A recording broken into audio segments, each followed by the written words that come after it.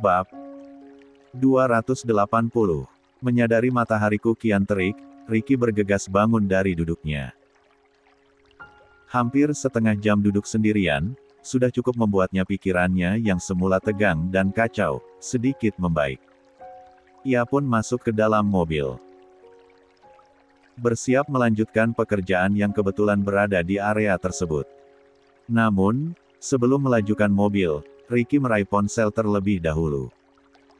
Ponsel yang selalu ia letakkan di dashboard. Mengusap layarnya hingga keningnya berlipat-lipat karena mendapati banyaknya panggilan tak terjawab. Perasaan Ricky mulai tak enak.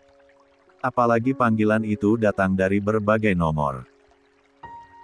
Mulailah dari telepon rumah, Pak Damar, juga Davin dan Ayu. Ricky sendiri sampai kebingungan harus menelepon ke nomor mana. Akhirnya Ricky memutuskan untuk menelepon ke nomor Pak Damar saja. Dan hanya dalam waktu beberapa detik, panggilan itu langsung tersambung. 53. Kenapa, bos? Tanyanya. Kamu di mana, Rick? Pak Damar balik bertanya. Ini lagi di daerah pinggiran. Gak jauh dari lahan tambak, jawab Ricky. Sudah dapat telepon dari pihak RS? Tanya Pak Damar lagi. Belum, bos. Ini lagi nunggu instruksi dari dokter untuk membawa pulang bayiku, soalnya kemarin bilang hari ini sudah bisa pulang, jawab Ricky. Bukan itu, tapi perkataan Pak Damar sempat terhenti. Ia sungguh tak tega menyampaikan kabar duka tersebut pada Ricky. Tadi pihak RS telepon ke nomor rumahmu, menyampaikan bahwa Nuri sudah berpulang, lanjut Pak Damar begitu hati-hati. Apa? Ricky langsung memekik. Ponselnya nyaris saja jatuh andai ia tak buru-buru menggenggamnya dengan erat. Tenangkan dirimu dulu, Ricky. Sabar. Ambil napas dalam-dalam lalu keluarkan. Titah Pak Damar saat mulai mendengar suara isakan di balik telepon. Aku akan ke RS sekarang untuk memastikan. Aku yakin semua ini salah dengar. Aku yakin ini tak benar, racau Ricky. Ya, pergilah. Hati-hati. Kami juga akan langsung ke sana. Konsentrasi. Timpal Pak Damar tegas. Nyatanya, Ricky tak lagi konsentrasi. Ia bahkan meletakkan ponselnya begitu saja tanpa mendengarkan lagi perkataan Pak Damar. Tangannya gemetar bukan main. Bahkan sekadar untuk menyalakan mesin mobil pun, Ricky hampir tak sanggup. Astagfirullah, astagfirullah, astagfirullah. Ricky terus menggumamkan istighfar. Berusaha meredakan tubuhnya yang masih gemetaran dengan jantung berdebar kencang. Bismillah. Setelah menarik napas panjang, ia segera memutar balik mobilnya dan melajukannya menuju RS. Mencoba tetap seimbang meski berkali-kali mobilnya itu oleng karena tangan yang masih gemetar. Beruntung dia berada di jalanan yang lengang karena bukan melewati area perkotaan. Hanya saja, apa yang dilakukannya, menyetir dalam kondisi demikian, membuat dirinya dan orang lain dalam bahaya. Woi, hati-hati kalau nyetir. Mabok lu, ya. Teriak salah seorang pengguna motor yang hampir saja kesenggol mobil Ricky. Setelah hampir setengah jam bergelut di jalanan yang juga mempertaruhkan nyawanya, Ricky akhirnya sampai di parkiran RS. Ia bergegas turun dan berlari cepat menuju ruangan Nuri dirawat. Sesekali tubuhnya menubruk orang-orang yang berada di koridor RS. Cek, apaan sih? Kalau jalan pakai mata dong. Gak sekali dua kali, Ricky kena semprot. Namun, ia peduli apa? Yang ada di pikirannya kini hanyalah memastikan keadaan Nuri tak seperti yang dikatakan orang-orang. Saat sampai di depan pintu ruangan Nuri, Tangan Ricky membuka kenop pintu dengan gemetar. Kakinya melangkah perlahan memasuki ruangan diikuti jantungnya yang berdetak kian kencang. 54. Dek. Jantung Ricky terasa berhenti sepersekian detik saat menatap ke arah bed. Di mana Nuri yang biasanya terbaring dengan alat-alat medis yang terpasang di beberapa bagian tubuhnya, kini justru tertutup kain putih. Dengan lesu, Ricky terus melangkah. Air mata mulai merebak memenuhi kelopak matanya. Begitu sampai di samping tempat tidur, tangan Ricky terulur dengan gemetar. Ia menyingkap kain putih itu perlahan. Hingga wajah Nuri langsung terlihat. Pucat tapi nampak tenang. Tak ada lagi alat yang menempel di tubuhnya. Kedua tangannya sudah rapi tersimpan di dada. Nuri. Ricky sempat mengguncang pelan tubuh istrinya dengan air mata berhamburan. Nur, bangun. Ini tidak benar kan? Kamu tidak mungkin ninggalin aku dan anak kita kan? Lanjut Ricky. Tangannya meraba-raba wajah Nuri dan menciumi istrinya itu. Nur, tolong, bangunlah. Jangan tinggalin aku.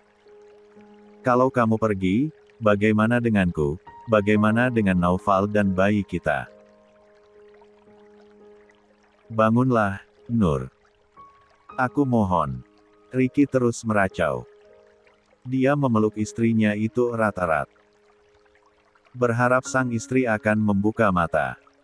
Nyatanya tengah terbujur kaku dengan mata tertutup rapat. Astagfirullah ya Allah. Ricky terus meneracau diselingi istighfar karena hatinya sakit bukan kepalang. Rasa sakit yang kembali terulang saat ia kehilangan wanita yang melahirkannya dulu. Di saat bersamaan, rombongan keluarga Pak Damar datang. Lelaki sepuh tersebut langsung mendekat dan meraih pundak Ricky. Membawa tubuh kekar orang kepercayaannya itu ke dalam dekapannya. Sabar, Rick. Sabar. Ikhlaskan. Istrimu sudah tenang di alam sana. Istrimu sudah tidak merasa kesakitan lagi. Dia sudah jadi bidadari surga yang kelak akan menyambut dirimu. Dia syahid karena telah berusaha menghadirkan malaikat kecil kalian berdua ke dunia ini, tutur Pak Damar yang juga ikut berurai air mata. Kepergian Nuri bukan hanya meninggalkan kesedihan untuk Ricky, tapi juga semua keluarga Pak Damar. Terutama Ayu.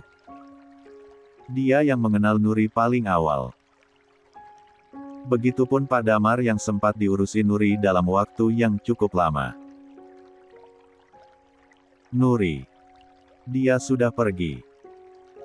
Kata Ricky yang masih berguncang karena tangisan. Iya, Rick. Nuri sudah pergi. Tapi dia sudah pergi dengan tenang. Dia sudah tenang karena kamu dan anak-anakmu sudah ada yang menjaga. Ikhlaskan ya.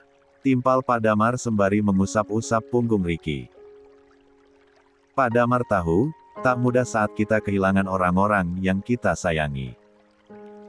Lelaki sepuh tersebut bahkan sudah kenyang dengan yang namanya kehilangan. Satu persatu orang-orang yang disayanginya pergi. Mulai dari sang istri tercinta, sang putri tercinta, juga sang putra sulung. Semua pergi mendahului dirinya. Namun ia bisa apa selain sabar dan ikhlas? Toh apapun yang dimiliki adalah titipan. Harta, tahta, keluarga, bahkan raga yang ditempati diri sendiri pun hanya sekadar titipan yang suatu saat akan diambil kembali oleh pemiliknya. Selain Pak Damar, Ayu, Davin, Raihan, dan Raya yang langsung pulang dari kampus begitu dikabari kepergian Nuri, mengungkapkan bela sungkawa bergantian pada Ricky.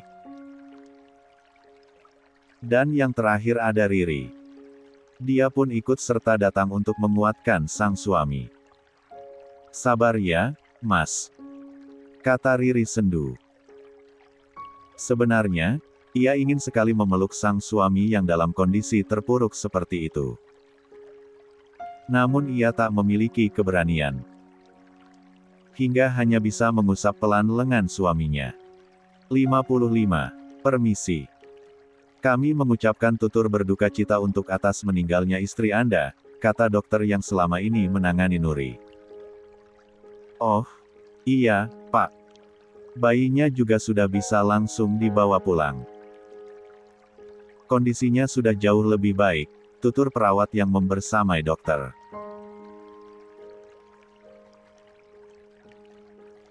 Terima kasih, Dok, timpal Ricky lemah. Kami akan segera mengurusi kepulangan jenazah dan juga bayi Anda, lanjut perawat tersebut. Ricky mengangguk teramat pelan. Baginya, ini semua masih terasa mimpi. Di satu sisi, ia kehilangan istrinya. Dan di sisi lain, ia mendapat keturunan meski bukan darah dagingnya sendiri. Sembari menunggu proses pemulangan jenazah, Ricky meminta Riri untuk mengikutinya ke ruang NICU sesuai arahan dokter. Kondisi bayinya memang sudah mengalami banyak peningkatan. Tapi bobot tubuhnya masih kurang.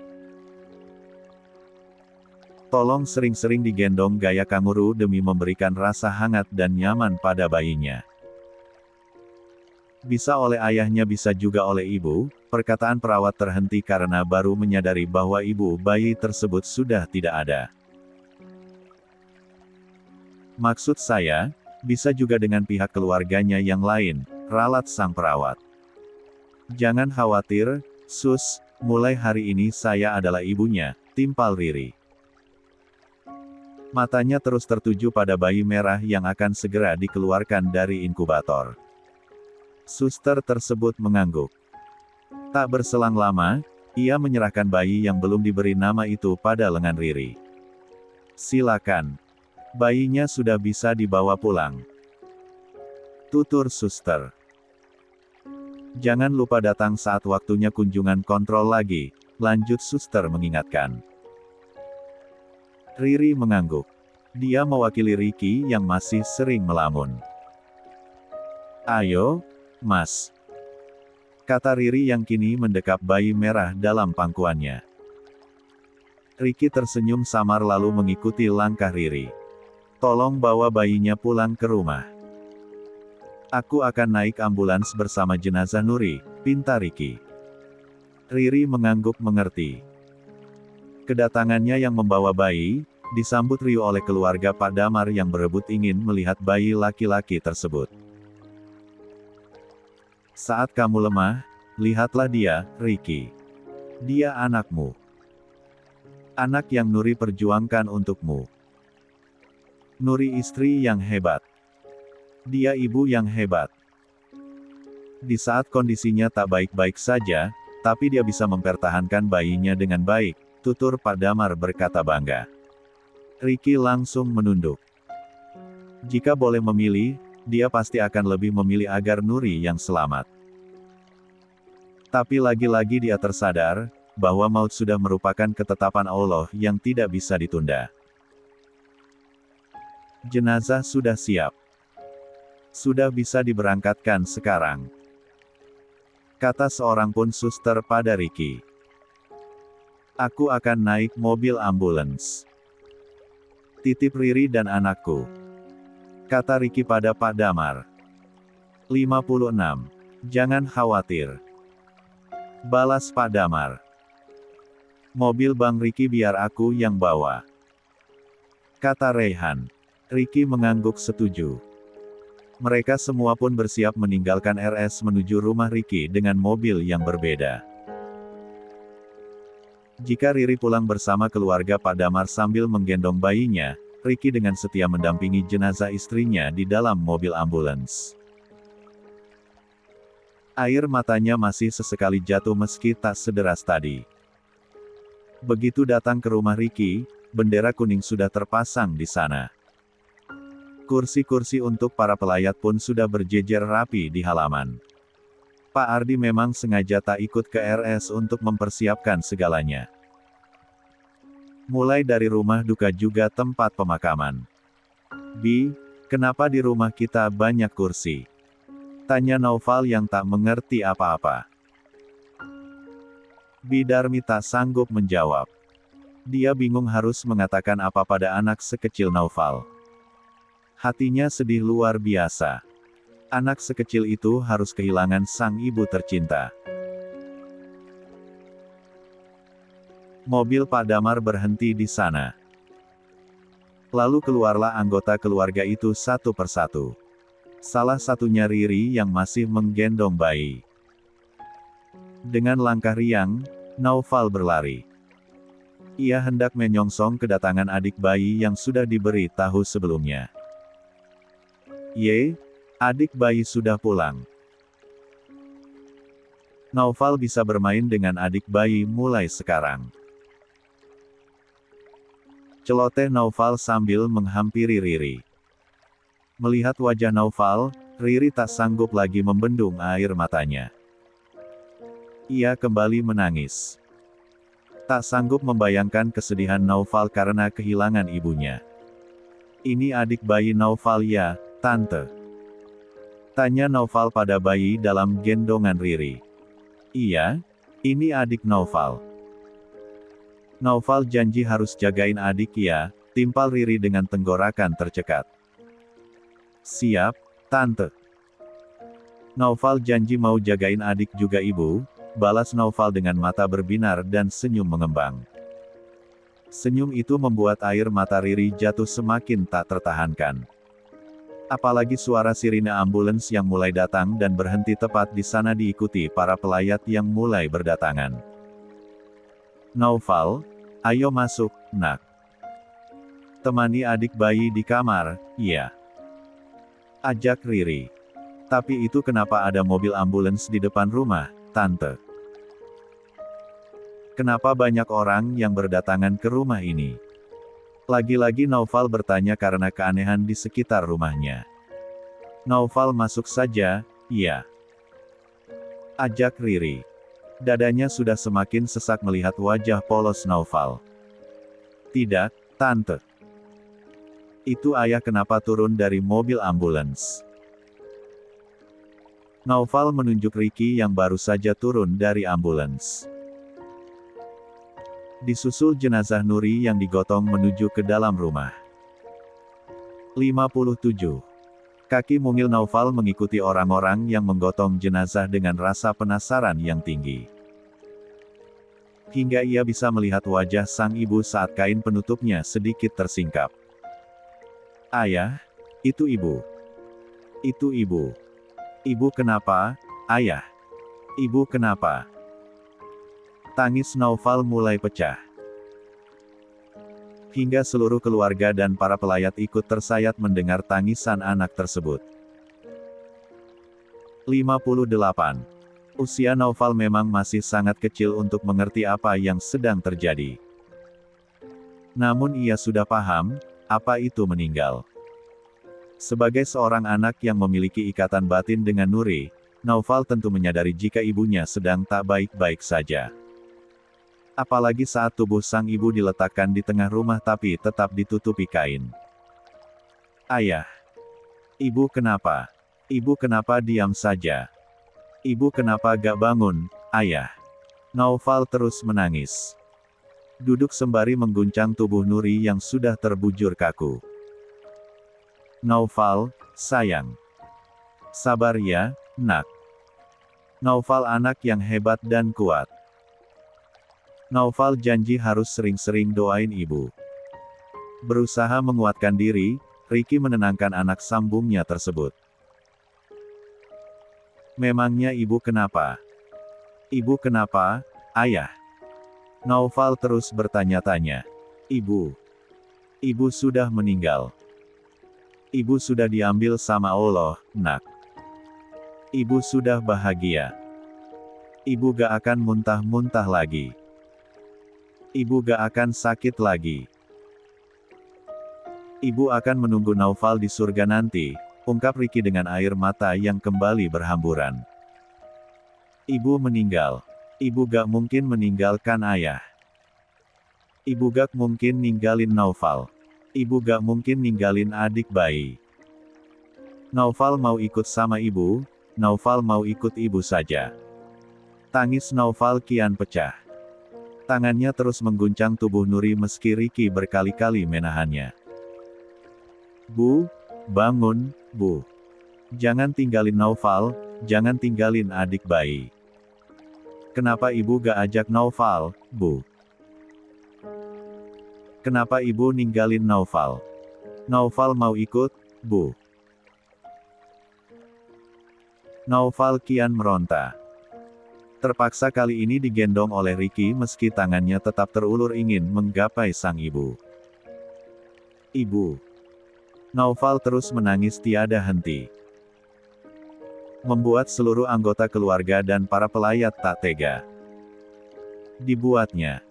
Namun, apapun yang terjadi, pengurusan jenazah harus segera dilakukan. Para keluarga dan pelayat pun mulai duduk mengelilingi Nuri sambil membacakan ayat suci Al-Quran. Sembari menunggu tempat pemandian jenazah siap dan kain kafan juga kapas dan keperluan lain selesai disiapkan. Bang, biar aku yang pegang Naufal. Abang biar bisa urusin yang lain, kata Reyhan pada Ricky. Baiklah, Rey. Tolong, ya. Balas Ricky seraya menyerahkan Naufal yang tangisnya mulai sedikit mereda. Namun, badan mungilnya masih sesekali berguncang. Sabar, ya, jagoan. Naufal gak sendiri. Naufal punya ayah, punya adik bayi, punya tante Riri, Siva, punya Om Rey sama Opa juga. Kami semua sayang Naufal, tutur Reyhan sembari mengusap-usap lembut punggung Naufal yang ada dalam pangkuannya. Naufal tak menanggapi. Ia masih sibuk dengan sisa isakan yang keluar dari bibirnya. Sementara Ricky, bersiap membantu memandikan Nuri untuk terakhir kalinya. Kali ini, keadaannya sudah lebih tegar dari sebelumnya meski air mata masih sesekali keluar tapi tak sederas tadi. 59. Sebagai seorang suami, ia ingin ikut mengurusi semua proses pemulasaraan jenazah sang istri. Mulai dari memandikan, mengkafani, menyalatkan, juga menguburkan nanti. Saat membantu memandikan jenazah Nuri, Ricky makin sadar jika tubuh istrinya itu begitu kurus bak tinggal tulang terbungkus kulit. Ia pun kembali dirundung penyesalan karena jarang memperhatikan istrinya itu. Padahal sejak dinyatakan hamil, istrinya itu tak pernah sekalipun terlihat berisi seperti kebanyakan ibu hamil di luar sana. Harusnya aku bisa menyadari lebih awal, sesal Ricky. Ia hampir saja menangis tapi buru-buru ditegur petugas yang sedang memandikan khusus. Selesai dimandikan, jenazah Nuri langsung dibungkus kain kafan dengan begitu rapi. Dan semua anggota keluarga bersiap untuk menyalatkan. Ricky, kamu jadi imam. Kata Pak Damar pada Ricky saat mereka sudah berdiri di depan jenazah Nuri. Ricky mengangguk. Beruntung dia sudah mahir dalam hal tata cara dan bacaan salat jenazah. Karena Pak Damar memang mewanti-wanti agar seluruh keluarganya menguasai tata cara dan bacaan salat jenazah. Alasannya biar kalau ada salah satu anggota keluarga yang meninggal, bisa ikut menyalatkan. Tanpa mengandalkan orang lain. Selesai menyalatkan dengan khusyuk, jenazah pun bersiap untuk segera dibawa ke pemakaman di mana lubang galian sudah selesai. Kebanyakan yang ikut adalah para pelayat laki-laki. Namun, Riri tetap kuku ingin ikut karena khawatir dengan kondisi Ricky. Riri menitipkan Siva pada Bu Rati. Sementara bayi Ricky ditunggui Bidarmi. Naufal sendiri kuku ingin ikut ke pemakaman. Saat hendak dikuburkan, suasana sedih kembali menyelimuti. Naufal yang tangisnya sudah mereda, kembali menangis saat jenazah ibunya dimasukkan ke dalam liang lahat. Begitupun Ricky yang tak dapat menahan rasa sedihnya. Hanya saja, ia berusaha menahannya dan berpura-pura terlihat tegar. Sedikit demi sedikit, gundukan tanah mulai diturunkan, menimbun jenazah Nuri yang sudah terbaring di dalamnya. Hingga lama-kelamaan, mulai tertutup sempurna. Itulah akhir perjalanan hidup seluruh manusia di dunia. Namun awal baru kehidupan di alam barzah. Tempat persinggahan sementara sebelum datangnya hari kiamat. Di mana hanya amal perbuatannya yang menemani. Lapang, sempit, pengap, terang. Gelap, semua tergantung amal perbuatan selama di dunia. Sering-sering doain ibu ya, Val. Karena doa anak saleh termasuk salah satu amal jariah yang akan sampai, tutur Ricky pada Naufal yang kini berganti dipeluk oleh dirinya. Ibu, huhu. Naufal masih menangis di depan gundukan tanah merah meski kini suaranya sudah sangat pelan karena kelelahan. Kita akan sering-sering kunjungi ibu ke sini. Kapanpun Naufal rindu ibu, tante pasti antar, kata Riri sambil mengusap pucuk kepala Naufal. Para pelayat lain sudah membubarkan diri. Dan yang tersisa tinggal keluarga Pak Damar saja. Ayo, Rick, kita pulang. Ajak Pak Damar. 60. Aku masih mau di sini sebentar lagi, timpal Ricky. Baiklah. Kalau gitu, kami pulang duluan. Kamu juga jangan lama-lama. Ingat, sekarang kamu punya bayi yang juga wajib kamu perhatikan, balas Pak Damar. Ricky mengangguk mengerti. Pulanglah. Ikut bareng bos besar dan yang lain, titah Ricky pada Riri. Riri menggeleng. Aku di sini saja, temenin, Mas, jawab Riri. Ia tentu khawatir dengan kondisi suaminya itu. Ricky tak menyahut apa-apa. Dia membiarkan Riri tetap berada di sana. Sementara yang lain mulai meninggalkan area pemakaman.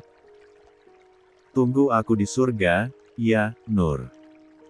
Aku pasti akan sangat merindukanmu, rindu semuanya tentangmu. Tutur Ricky seraya mengusap-usap batu nisan bertuliskan nama istrinya. Riri tersenyum getir mendengar semua itu.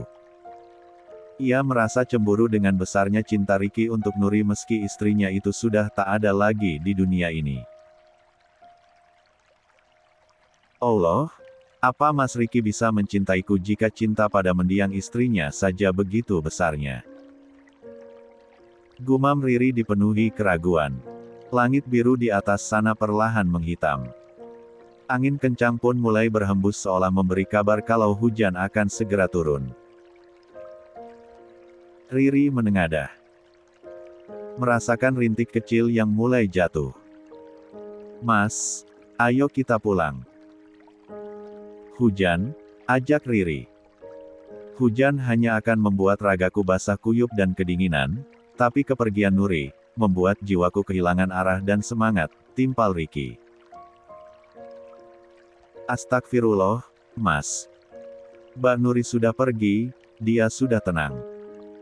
Aku tahu Mas sedih, kehilangan, tapi hidup masih harus berjalan. Mas harus tetap ada buat anak-anak Mas terutama bayi kecil yang belum mengerti apa-apa. Kalau bukan Mas, siapa yang akan bertanggung jawab pada hidup bayi itu, timpal Riri. Lah cemas karena rintik air itu mulai berubah menjadi gerimis pekat. Ditambah langit yang kian menghitam. Anak itu bukan tanggung jawabku, dia bukan, Ricky seketika menghentikan ucapannya. Saking kacaunya perasaannya, dia hampir saja keceplosan. Astagfirullah. Ricky lekas mengusap wajahnya kasar. Maafkan aku ya Allah, maafkan aku, Nur, gumanem Ricky. Padahal sejak awal, Ricky sudah berjanji akan menganggap anak itu sebagai anaknya sendiri. Bukan apa, Mas. Apa maksudnya bukan tanggung jawab Mas? Tanya Riri dengan kening berkerut. Ayo, pulang. Hujannya mulai lebat. Ricky bergegas bangun dan berjalan hendak meninggalkan pusara sang istri. Tak menanggapi pertanyaan Riri dan tak ingin pula membahasnya. Riri mengikuti langkah Ricky masih dengan perasaan heran. Namun ia mencoba berpikir positif dan menganggap Ricky sedang berada dalam kekacauan hidupnya hingga bicaranya mulai melantur. Sampai di rumah, suasana rumah Ricky masih didatangi beberapa pelayat yang datang silih berganti. Keluarga 61. Pak Damar pun masih berada di sana. Menyambut para pelayat karena kondisi Ricky sendiri tak memungkinkan. Sementara Riri mulai disibukkan dengan anak-anaknya. Siva yang ingin menaifsu juga memompa ASI untuk bayinya. Naufal sendiri ketiduran karena terlalu lelah menangis.